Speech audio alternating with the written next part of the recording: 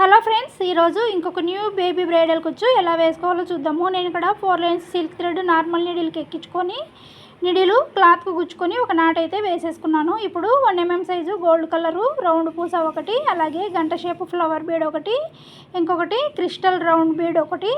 ఇప్పుడు మనము 4 gold round పూసలు అయితే నీడిల్కు తీసుకోవాలి.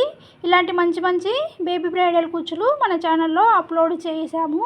ముందుగానే టైం ఉంటే మీకు ఒకసారి వెళ్ళి విజిట్ చేయండి. ఇప్పుడు ముందుగానే రెడీ చేసి పెట్టుకున్న ట్యాజిల్ను నీడిల్ ద్వారా థ్రెడ్లోకి తీసుకొని ఇంకొక రౌండ్ గోల్డ్ పూస అయితే ఎక్కించుకున్న తర్వాత పైన 3 ఉన్నాయి కదా, కింద ఒక గోల్డ్ రౌండ్ పూస వదిలేసి సెకండ్ పూస నుంచి చివరి వరకు పై పూసల వరకు నీడిల్ అయితే ఇలా రివర్స్ తీసేసుకొని థ్రెడ్ ఎక్కడ లూజ్ లేకోకుండా టైట్గా అయితే లాక్కోవాలి.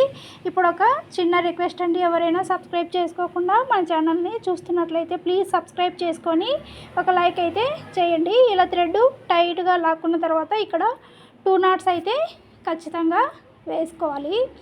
సిల్క్ థ్రెడ్ కదా, స్లిప్ అయ్యి ఊడిపోతుంది. మీరు ఒకవేళ కాటన్ థ్రెడ్ యూజ్ చేస్తున్నట్లయితే సింగిల్ నాట్కే ఎండ్ అయిపోతుంది.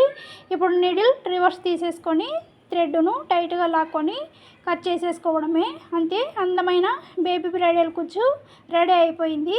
ఇలా మీరు కూడా ట్రై చేయండి, ఎలా వచ్చిందో కూడా కామెంట్ చేయండి.